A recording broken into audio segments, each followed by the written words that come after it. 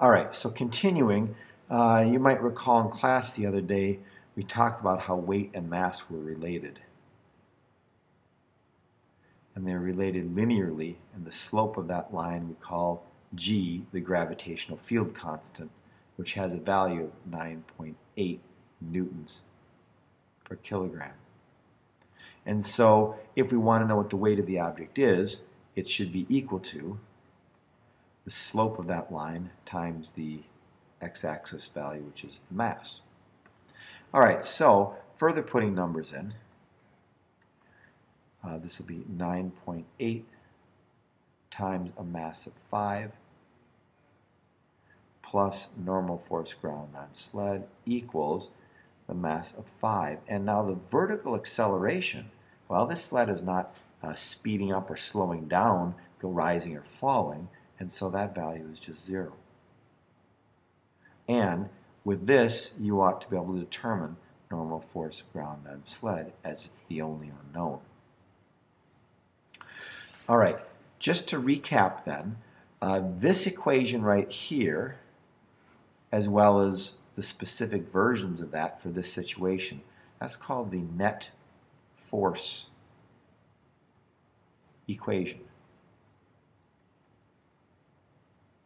And if you're going to analyze the forces on an object, then you ought to draw a free body diagram. That's a good way to inventory, make sure you get all the forces. And from there you can build your equation. You can make sure each of these appears somewhere in your equations. From there you can make use of the information that you have. Now, we would like to connect force information to motion information. And so I want to show you here that we've looked at motion, and we've used the meaning of acceleration, v minus va over time, and we've looked at the average velocity, and we've looked at the displacement formula. I won't write it all out here, as mechanisms or tools to solve problems.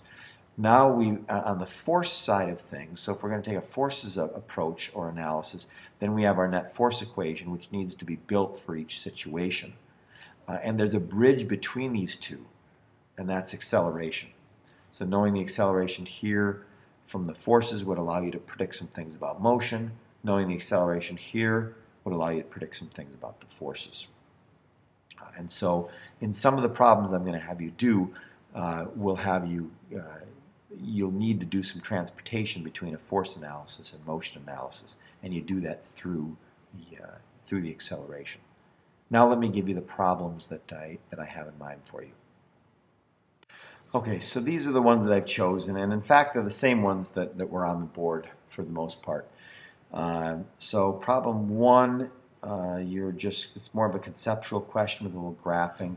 Problem 2 is another question about pulling something across the snowy surface. A little bit different. The dogs in the problem are pulling horizontally instead of at an angle. Problem 17 is a nice problem. Problem 17 is the one with the dogs pulling horizontally.